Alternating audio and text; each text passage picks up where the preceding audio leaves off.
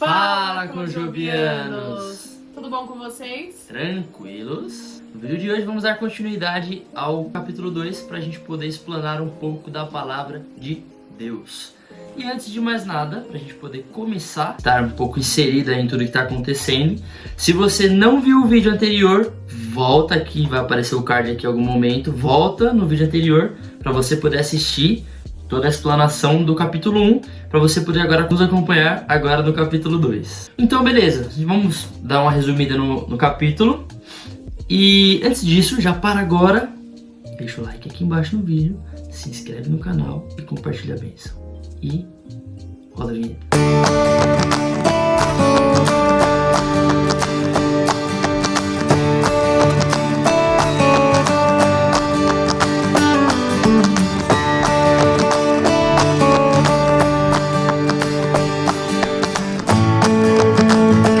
Vamos então dar um resumo do capítulo 2. Está aqui com a minha colinha.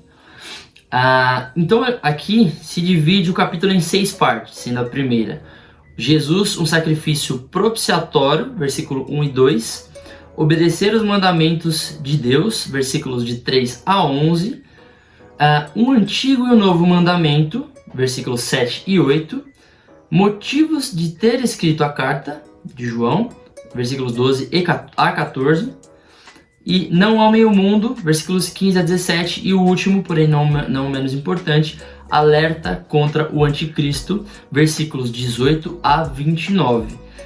Tem alguns pontos muito importantes que a gente precisa se atentar, que serão quais? Na verdade são 4. Os indícios de que nós conhecemos a Jesus.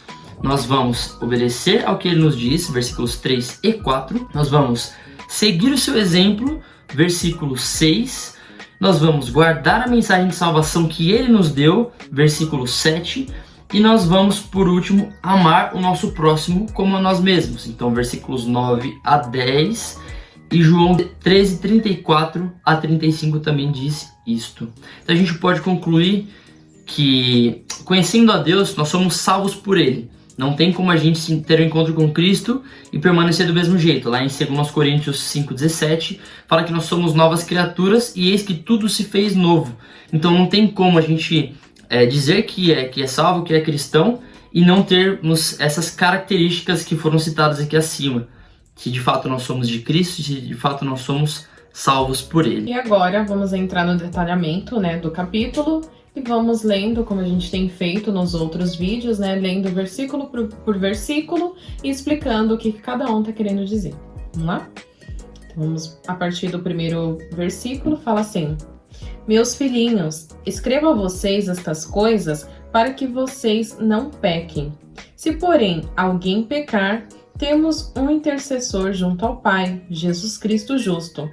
Então, ele recapitula o que foi escrito no capítulo 1, que tudo aquilo que ele escreveu sobre andar na luz, sobre dizermos que não temos pecado, sobre mentirmos para nós mesmos, mentirmos para os outros e chamarmos Deus de mentiroso. Então ele explica o porquê que ele escreveu tudo aquilo. Ele fala, escrevam vocês essas coisas para que vocês não pequem. E ele fala, porém, se alguém pecar, temos um intercessor junto ao Pai, Jesus Cristo, o justo. Aqui ele está querendo dizer o quê? Olha, eu estou escrevendo essas coisas aqui para que vocês procurem ter uma vida íntegra, uma vida reta diante de Deus. Mas nós sabemos, como já foi explicado anteriormente, que nós estamos propensos a pecar enquanto estivermos neste mundo, mesmo sendo salvos em Cristo Jesus. E aí ele fala, olha, se vocês pecarem, lembrem-se que nós temos um intercessor junto ao Pai, que é Jesus Cristo. Ele começa, na verdade, o capítulo encorajando os cristãos a viver uma vida reta diante de Deus. Se a gente for pegar o que a gente já viu no vídeo anterior, João está falando aqui com cristãos salvos e que passaram aí por um momento difícil na fé, um momento difícil espiritualmente falando, onde falsos mestres vinham tentar persuadi-los, ensinando falsas doutrinas, falsos ensinamentos, para que eles então se convertessem a essa seita ou a esses ensinamentos falsos. Era o tipo de ensinamento que defendia, cria e também ensinava, pregava isso, que Jesus Cristo não era bem Deus, ele era na verdade um homem comum que foi possuído pelo Espírito Santo, e ali ele teve o ministério dele, né, ao longo de todo o tempo que ele andou aqui na Terra. E antes de ser crucificado, o Espírito o deixou e ele morreu. Então, seriam os gnósticos, né? O gnosticismo defendia esse tipo de ensinamento e começou a difundir esse tipo de coisa no meio dos cristãos. E isso acabou deixando-os até meio confusos, alguns até abandonaram a fé, a gente vai ver mais pra frente nesse mesmo capítulo. E então João escreve essa carta para contextualizar todos eles e lembrar de algumas coisas que eles poderiam ter esquecido por conta desses camaradas aí. Sim, até porque os gnósticos, eles acreditavam que a salvação vinha pelo conhecimento. Então, muitas vezes eles poderiam jogar na cara dos cristãos: olha, vocês estão falando que vocês são salvos? Mas não, lógico que não. Vocês não têm esse conhecimento, essa revelação que a gente teve aqui, essa novidade que a gente está tendo aqui. Então, como vocês podem dizer que vocês são salvos? E a gente sabe, aqueles que estavam fracos na fé ficavam balançados, né? Ficavam realmente pensando: nossa, será que eu sou salvo, né? E é engraçado que isso se parece muito com os dias de hoje, né, amor? Sim, isso é verdade. Tem muita gente que é posta à prova por qualquer tipo de doutrina da prosperidade e acaba largando ou deixando, abandonando de fato a sua fé em Cristo Jesus, uma fé genuína em Cristo de fato, para seguir esse tipo de pensamento, esse tipo de doutrina, esse tipo de conceito, né? Isso é muito triste, né? Tem gente que abandona Jesus por muito pouco, né? E aí no versículo 2 ele dá continuidade, né? É por meio do próprio Jesus Cristo que os nossos pecados são perdoados, e não somente os nossos, mas também os pecados do mundo inteiro. E aí eu te pergunto, meu caro amigo, o mundo inteiro aqui seriam todas as pessoas têm o pecado perdoado? Não, João está se referindo aqui aos cristãos, as pessoas que já são salvas. Se você é salvo, o sangue de Jesus ele pode te lavar por inteiro, limpar todo o seu coração de todo o seu pecado. Então você já está perdoado. Porque é importante nós lembrarmos aqui que ele morreu pelo pecado de todos, mas isso não significa que todos serão salvos, né? Porque o convite se estende a todos, mas nem todos aceitam, né? Então... isso parte muito da decisão pessoal de cada um. Se você recebe a verdade de Cristo e decide ignorar essa verdade, você está escolhendo automaticamente a condenação. Porque por mais que a gente não merecesse, Deus ele deu a saída. Qual que é a saída? Como é que a gente se salva? Através de Jesus. Jesus veio para salvar-nos do nosso próprio pecado, que nos leva diretamente e automaticamente para o inferno, para a condenação eterna. Então Deus, ele nos deu essa saída. Se você vai aceitar ou não, já é uma escolha muito pessoal. E aí no versículo 3 ele fala: sabemos que o conhecemos se obedecemos aos seus mandamentos. Aqui ele traz uma outra evidência, né? Se nós conhecemos a Deus, e aqui ele não está falando conhecer de uma forma superficial, mas conhecer a Deus de uma maneira íntima, né? Como se ele fosse o nosso amigo íntimo. Nós conhecemos a Deus se nós obedecemos aos seus mandamentos. E aí ele complementa no 4. Aquele que diz, eu conheço, mas não obedece aos seus mandamentos, é mentiroso e a verdade não está nele. Então não adianta você dizer que conhece a Deus e você fazer coisas que o desagradam, ter uma vida de desobediência, né? Por exemplo, você se diz cristão, você diz que conhece a Deus, mas você, no seu dia a dia, na sua faculdade, você anda como as pessoas do mundo andam, você mente para os seus pais, você mente para os seus pastores, para os seus líderes, enfim, entre outras coisas pecaminosas, né? Você tá mentindo, você não conhece a Deus de verdade, você não tem intimidade de fato com Deus, você não conhece Ele como seu amigo íntimo. É isso que ele está dizendo aqui. E ele continua lá no versículo 5, né? Porém, se obedecemos aos ensinamentos de Deus, sabemos que amamos a Deus de todo o nosso coração, e é assim que podemos ter certeza de que estamos vivendo unidos com Deus. Então, o que o João está querendo ilustrar aqui, entre outras coisas, é uma vida de intimidade com Deus. Então, um relacionamento íntimo e próximo com Ele. Não adianta você falar que você é crente, que você é salvo, e você não lê a Bíblia, você não ora, né, no seu íntimo, você mal vai para a igreja, quando vai domingo à noite, só para falar que foi, né? Mas de segunda a sábado, quem é você no seu íntimo? Ou quem é você para os seus amigos que não são da igreja? Quem é você para os seus vizinhos? Quem é você para a sua própria família dentro da sua casa? Então, o que o João está falando, entre outras coisas aqui, é que se você diz que está com Cristo e vive dessa forma, alguma coisa precisa ser revista na sua vida aí. E ele dá continuidade no 6. Quem diz que vive unido com Deus deve viver como Jesus Cristo viveu. Jesus Cristo não veio só para nascer e morrer por nós. Ele veio também para ser o nosso maior modelo. Eu diria maior e melhor, porque não tem como a gente imitar um ser humano, né? Por mais que ele seja de Deus, né? Vamos colocar assim, por mais que ele tenha uma vida reta com Deus, sendo que você pode de fato beber água da fonte, você andar com Jesus Cristo. Ele é o nosso melhor e maior modelo assim, de ações, de vida que a gente tem que ter mesmo. Quanto mais próximo de Deus, mais longe eu estou do pecado e das atitudes que desagradam esse Deus. E aí no 7. Amados, não escrevo a vocês um mandamento novo, mas um mandamento antigo que vocês têm desde o princípio, a mensagem que ouviram. Então, desde o princípio, o povo de Deus tem recebido este mandamento, né? Uma referência cruzada com Levíticos 19:18, que diz: ame ao teu próximo como a ti mesmo. Nós já estamos cansados de ouvirmos esse mandamento, né? É algo que nós conhecemos, então não é novo. E ele fala: não escrevo a vocês um mandamento novo, mas um mandamento antigo que vocês têm desde o princípio, a mensagem que ouviram. E aí no 8, no entanto, o que escrevo é um mandamento novo. E aqui novo, essa palavra ela não tem sentido de temporal, mas tem um sentido de qualidade. Então, eu estou reformulando, né, esse mandamento, qual é verdadeiro nele e em vocês, pois as trevas estão se dissipando e já brilha a verdadeira luz. Como se João estivesse falando, olha só, isso aqui que vocês ouviram é verdade, continua sendo verdade, mas agora eu vou dar um exemplo muito bom para vocês, vou desenhar para vocês aqui. Como o Guilherme falou, ele é o nosso maior exemplo, né? Porque ele nos deu esse mandamento, né? Ele nos trouxe um novo mandamento e ele encarnou esse mandamento, porque quem melhor, né, pra gente exemplificar que demonstrou amor ao seu próximo, né? Porque ele não tinha pecado, ele era santo, ele era puro, e mesmo assim ele veio ao mundo e morreu por nós, né? Que éramos pecadores e que merecíamos a condenação, né? E agora o 9. Quem diz que vive na luz e odeia o seu irmão, está na escuridão até agora. Esse versículo, confesso que eu acho ele tem uma profundidade, uma proporção enorme, porque a gente vê isso muito nos dias de hoje, né? Hoje em dia a gente vê muito disso. Eu falo que amo a Deus, mas meu irmão pisou no meu calo, eu já não falo com ele, eu já odeio meu irmão, eu quero que ele morra. E muitas vezes a gente não tem coragem de levantar a faca pro nosso irmão ou pra ninguém que tá na rua. Mas no nosso íntimo, no nosso coração, a gente matou essa pessoa. Pra mim, essa pessoa tá morta, não tem valor. É como se você tivesse ido lá e matado a pessoa de verdade. Quer dizer, o João tá falando aqui que se você faz isso, você tá na escuridão. Ele fala aqui: se você, ou quem diz que vive na luz e odeia o seu irmão, está na escuridão até agora. Você não entendeu a mensagem do evangelho.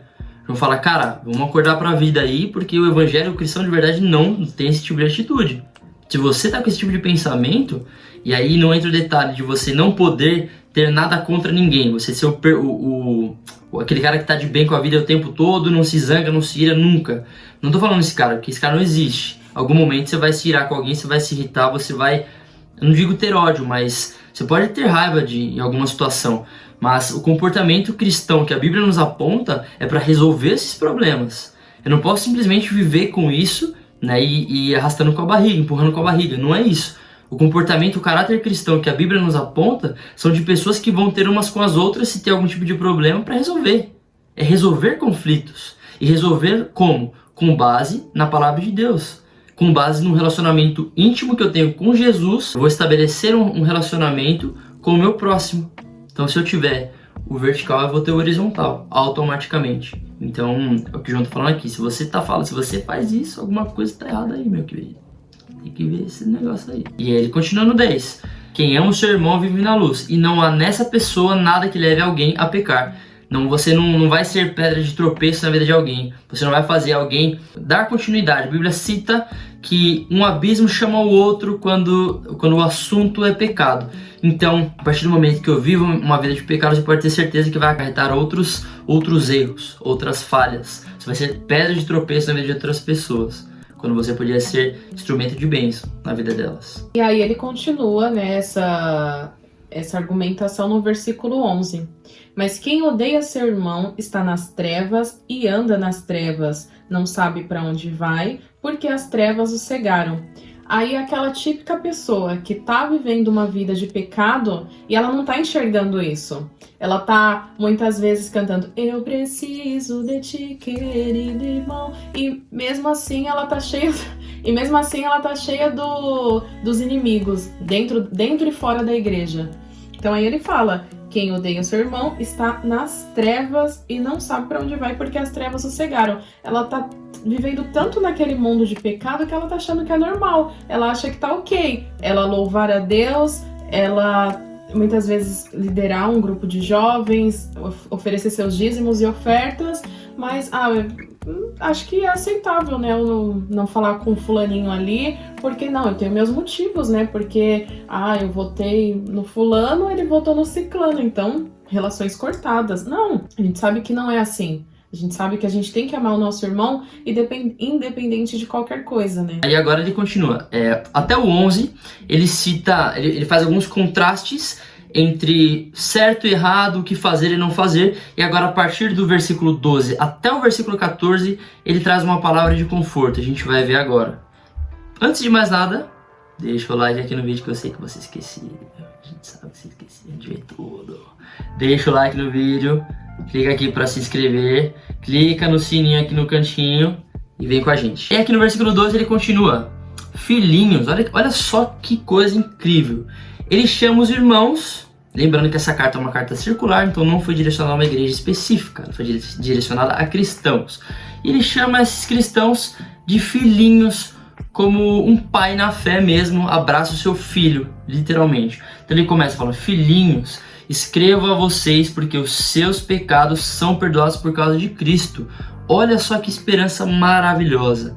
Ele começa falando: cara, se você tem algum problema com seu irmão e você diz que odeia seu irmão e mesmo assim você fala que vive para Cristo, você está em trevas. Se conserte diante de Deus. E agora ele vem e encaixa essa ideia maravilhosa de uma forma magistral. Por quê? Ele vem encaixando agora no final, concluindo essa ideia.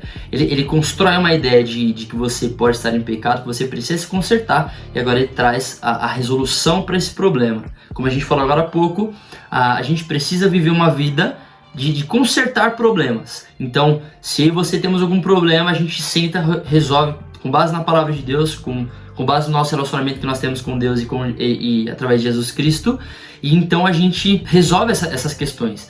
E aqui no versículo 12 ele fala: os seus pecados são perdoados por causa de Cristo.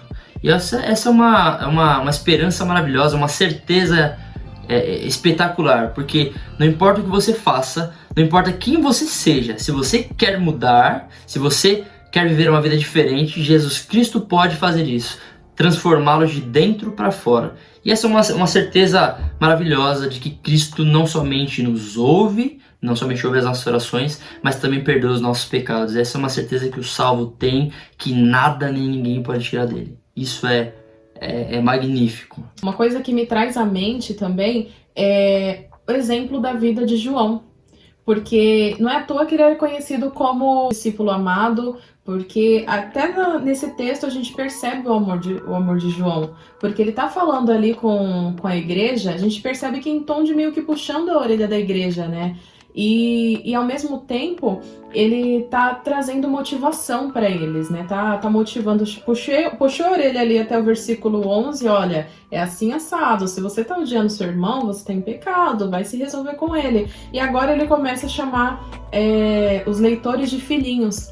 Então, aqui para mim já é um grande aprendizado, porque a gente vê que a gente não precisa ser grosso com as pessoas quando as pessoas cometem uma falha. A gente não tem que resolver tudo na gritaria, na ignorância, né? Muitas vezes você pode falar para as pessoas, mas em amor.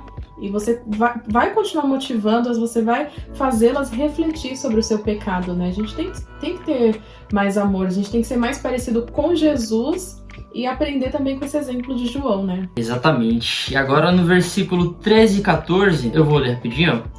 Pais, escrevo a vocês porque conhecem aquele que existiu desde a criação do mundo.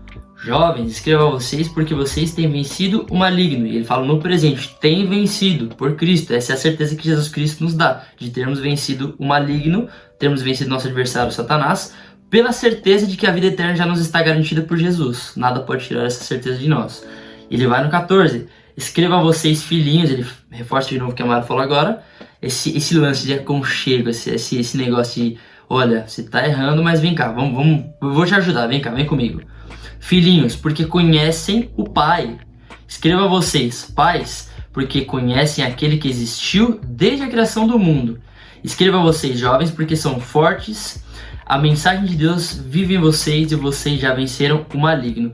E aqui eu vou até recorrer minha cola porque é muita coisa, muita informação.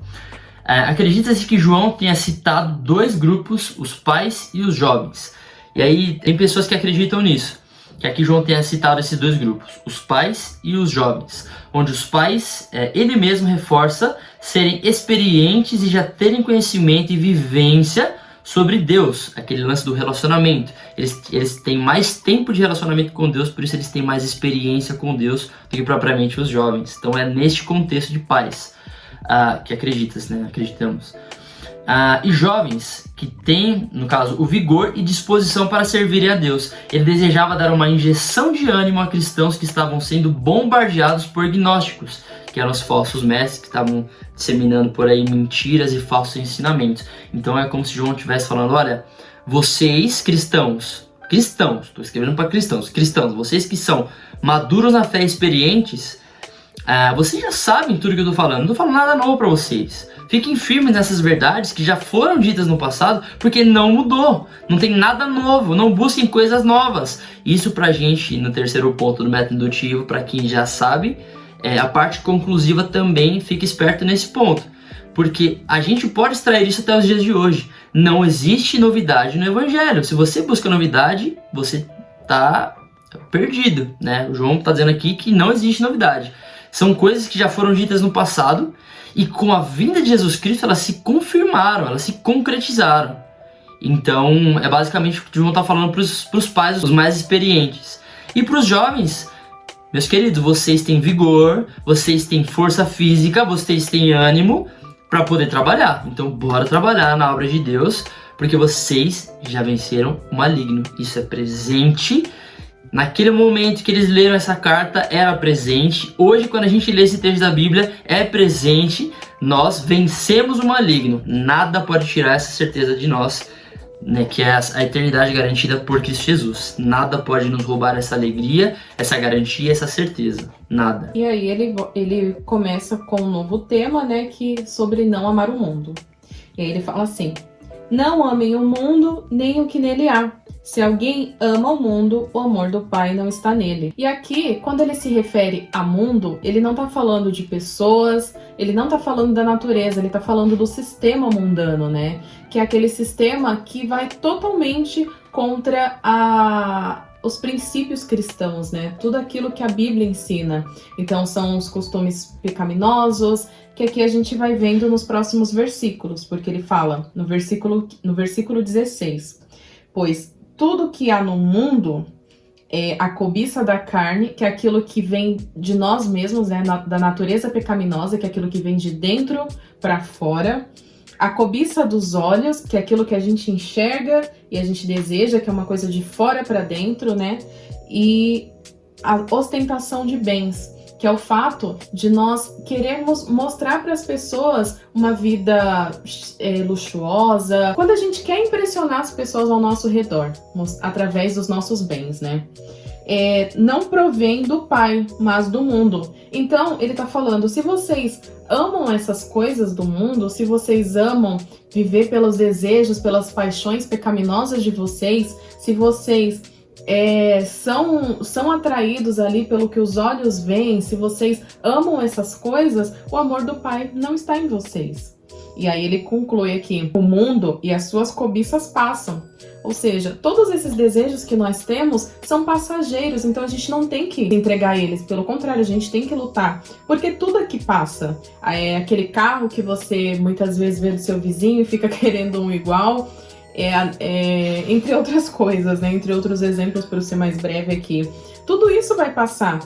mas aquele que faz a vontade de Deus permanece para sempre. Porque nós sabemos que tudo aqui é passageiro, mas nós estaremos para sempre reinando com Cristo, né? Isso não tem preço, isso não tem nada que pague. E é lindo, né, a forma como o João ele finaliza esse pensamento, né? Porque ele fala, olha, como Salomão também, né? Tudo é vaidade, é correr atrás do vento, né? Então, não adianta você viver uma vida ostentando, né? Não que você não possa ter um carro bom, né? Uma casa legal, uma casa grande, não tem problema nenhum nisso, né? Mas tá muito atrelado a onde está o seu coração. Isso me faz lembrar da passagem do jovem rico. Não vou entrar em detalhes, se você quiser saber, joga aí no Google, pesquisa a passagem, pega a sua Bíblia, estude. Mas me faz lembrar disso, né? Onde está o seu coração, qual que é a motivação que você faz as coisas que você faz, até não mostrar os seus bens para alguém, né? Você pode causar inveja e fazer outras pessoas a pecarem por conta de uma falta de sabedoria da sua parte, né? Não que tenha problema você sair, por exemplo, viajar, tirar uma foto, postar no seu Instagram, mas a gente sabe que existem pessoas que vão além disso. E isso é muito complicado. Lembrar sempre do versículo, né? Quer comais, quer bebais, fazei tudo para a glória de Deus. Lá no 18 ele continua, agora ele vem com outra temática para poder tratar com esses cristãos. Ele fala no 18: meus filhinhos, o fim está perto. Vocês ouviram dizer que o inimigo de Cristo vem, pois agora muitos inimigos de Cristo já têm aparecido e por isso sabemos que o fim está chegando. Em outras versões traz anticristo, que o anticristo vem, você já sabe que o anticristo vem, mas agora já tem muitos anticristos que vêm trazendo mensagens erradas, se dizendo eu sou Cristo. Jesus comentou isso lá em Mateus 24 e dizendo que quando o fim estivesse próximo, isso aconteceria bastante. Então a última hora citada aqui faz referência ao momento em que Cristo há de voltar. É como se João falasse, olha, presta atenção no que vocês estão vivendo, na forma que vocês vivem, porque além de tudo que eu vim falando agora, essas garantias que o salvo em Cristo tem, essa certeza que só o salvo em Cristo pode ter, Jesus está voltando para arrebatar a sua igreja, para instaurar o seu reinado, estabelecer o seu reinado. Então fique esperto, e ele vai falar o porquê já, nos versículos à frente.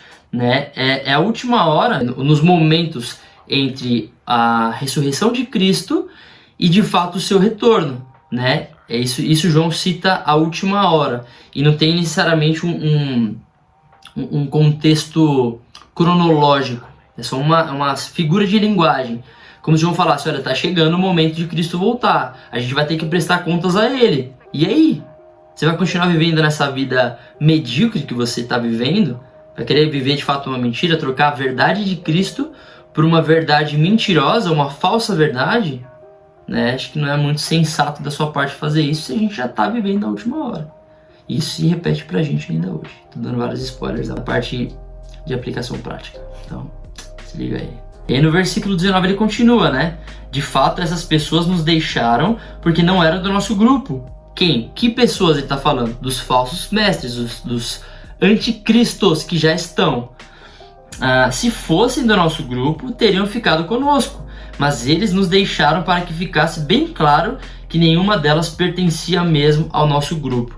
E aqui tem pessoas que acreditam que essas pessoas, esses anticristos que se revelaram anticristos, possam ter sido mestres, possam ter sido pastores no meio do rebanho de Deus. Então, naquele contexto cristão, eles viveram ali com a igreja de Cristo e em algum momento eles se deixaram levar ou eles abandonaram a sua fé e partiram para o gnosticismo. Logo, eles se tornaram anticristos nesse contexto. Tem pessoas que acreditam nisso. Mas vocês têm uma unção que procede do santo e todos vocês têm conhecimento. Então, ele está falando aqui, olha, essas pessoas... esses anticristos, né, essas pessoas que estão vindo contra Cristo, né, estão preparando o caminho para o anticristo, eles saíram do nosso meio e eles não eram nossos. Por quê? Porque se eles fossem nossos, eles não teriam saído, né, eles não teriam sido enganados, como o Guilherme falou. E aí ele fala, mas vocês que estão aí firmes ainda, vocês têm unção que procede do Espírito Santo. e todos vocês têm conhecimento. Por quê? Porque, como a gente falou anteriormente, os gnósticos, eles colocavam a fé dos cristãos em xeque, porque falavam assim, não, vocês não têm esse conhecimento, porque segundo eles, a salvação vinha através do conhecimento e esse conhecimento era revelado de uma forma mística. Então, como os cristãos não receberam todo esse conhecimento, eles não estavam salvos. E aí João rebate aqui, ele fala, não, mas vocês receberam o conhecimento através do Espírito Santo, né? Vocês foram ungidos pelo Espírito Santo. E aí ele fala no 21, não escrevo a vocês porque vocês não conhecem a verdade, mas porque a conhecem e porque nenhuma mentira procede da verdade. Então ele tá falando, olha, eu não tô falando isso aqui pra ensinar coisas a vocês, não, vocês já aprenderam. E eu tô falando isso aqui mais como prevenção, para vocês tomarem cuidado, vocês conhecem a verdade e nenhuma mentira procede da verdade. Nada do que eles estão inventando, todas essas novidades de doutrinas que eles estão trazendo não procedem da verdade, é tudo mentira. Para evidenciar, deixar bem claro que qualquer um que fala outra coisa tá mentindo. É mais ou menos esse o objetivo de João. Sim. E lá ele continua no 22. Então quem é mentiroso? Quem? É aquele que diz que Jesus não é o Messias. Ele faz a pergunta e ele mesmo responde. Quase uma pergunta retórica. Uma pergunta de resposta óbvia neste caso. É aquele que diz que Jesus não é o Messias. Quem diz isso é o inimigo de Cristo. Ele rejeita tanto o Pai como o Filho. Aqui faz menção, inclusive, a João 17, 21, onde Jesus afirma que ele e o Pai são um. Então quem fala, olha, Jesus na verdade não era Deus, né? Não é bem assim, ele recebeu o Espírito Santo, ele foi possuído pelo Espírito Santo, e então ele fez um ministério lindo, viveu uma vida maravilhosa aqui, pregou muito bem, depois na crucificação o Espírito saiu e ele morreu mesmo. Qualquer um que fala isso tira todo o mérito do plano glorioso de Deus em Jesus Cristo, né? Tira os méritos de Cristo, a morte de Cristo perde a sua significância. Então João tá falando aqui, cara, qualquer um que fala isso é mentiroso. Você pode descartar tudo que esse cara tá falando. Que primeiro que ele não sabe o que ele tá falando, segundo que ele tá mentindo feiamente, né? Não existe isso. E ele continua isso no 23, essa mesma ideia. Pois quem rejeita o Filho, rejeita também o Pai, e quem aceita o Filho tem também o Pai. Então a salvação, mais uma vez João frisando, que é por Jesus Cristo, não tem como ser de outra forma, porque esse é o plano maravilhoso, redentor de Deus. A morte do seu Filho, nascimento, vida para nos dar o exemplo, morte e ressurreição para a glória de Deus. Exato, não adianta você dizer que acredita em Deus e não acreditar em Jesus. Aqui é um combo, né? Ele serve para alguns aí que acha que lê a Bíblia e acredita parcialmente na Bíblia, tá top.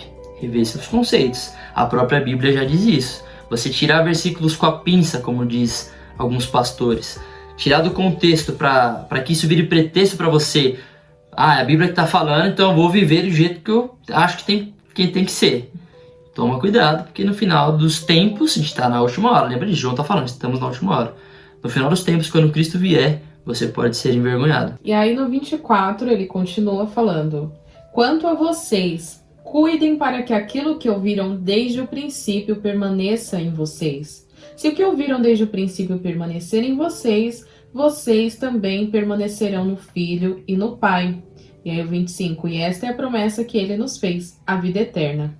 Então aqui ele está falando, cuidem para que aquilo que ouviram desde o princípio permaneça em vocês. O que eles ouviram desde o princípio? O Evangelho, né? O Evangelho foi anunciado pelos discípulos, né? Eles foram orientados, foram ensinados por Jesus Cristo e propagaram essa palavra, né, para a igreja, né? Então ele está falando, olha, aquilo que vocês ouviram, aquilo que foi pregado para vocês, isto permaneça em vocês, para que vocês não sejam enganados. Por quê? E esta é a promessa que ele nos fez, a vida eterna. E aqui, mais uma vez, João, ele dá orientação e ele traz também uma garantia, né? Ele traz um consolo pra gente, né?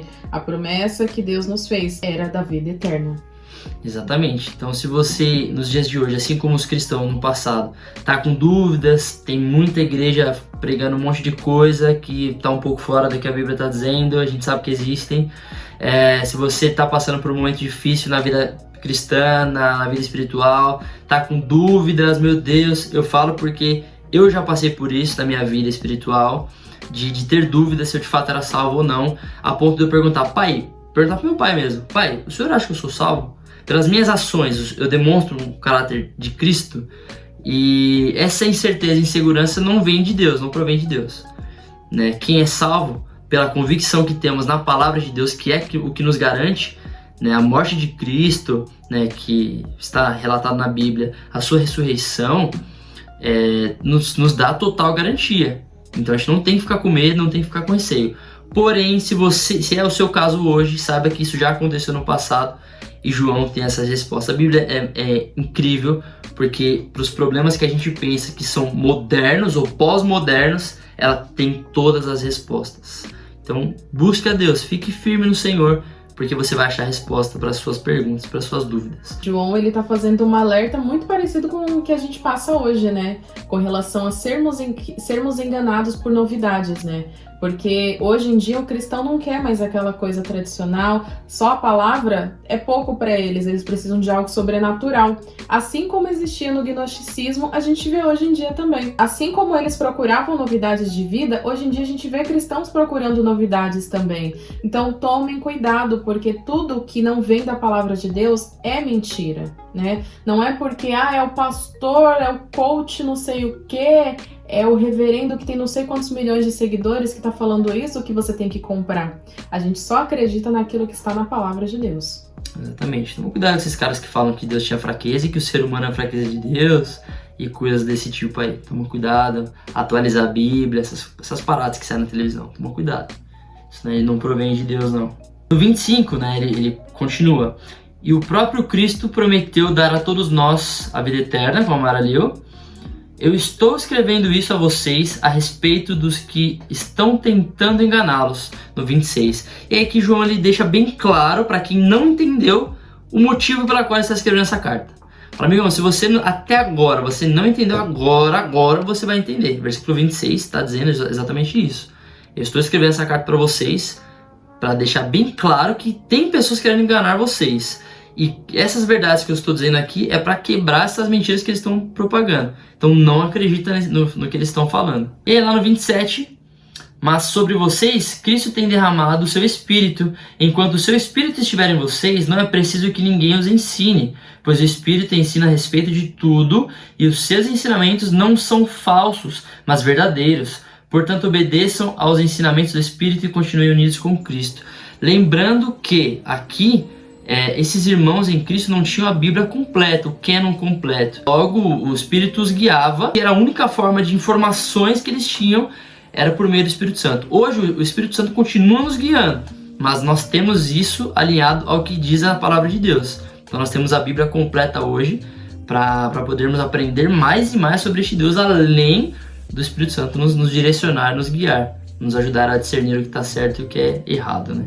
Então, assim como eles não precisavam desses mestres gnósticos para ficar ensinando essas novidades, nós hoje também não precisamos desses coach gospel, como a gente falou. A gente não precisa desse pessoal que está na mídia, esse povo gospel, que só porque eles falam de Deus não significa que eles sejam de Deus, tá? Então, nós que temos o direcionamento do Espírito Santo, nós temos a palavra de Deus nas nossas mãos, nós não precisamos ser ensinados por eles. Nós temos a palavra de Deus aqui, nós temos um método indutivo aqui que nos mostra que nós conseguimos aprender sobre a Bíblia estudando por ela mesma. E aí ele vai para o versículo 28.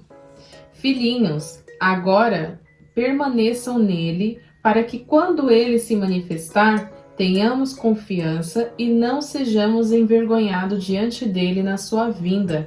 Então, mais uma vez, João, ele está motivando, incentivando a igreja a permanecer firme, né? E permanecer firme seguindo a sua palavra, aquilo que eles haviam aprendido desde o princípio.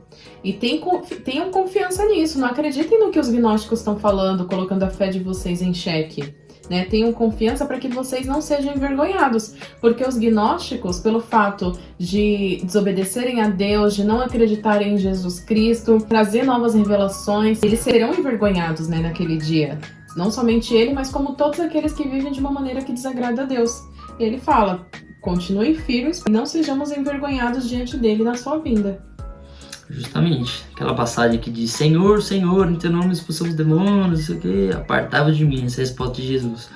E muita gente vai escutar isso, porque muita gente que tem essa falsa convicção em nada, porque nada garante essa salvação que eles acreditam, do jeito que eles estão falando, e vão acabar escutando apartai-vos de mim, malditos, para o fogo eterno.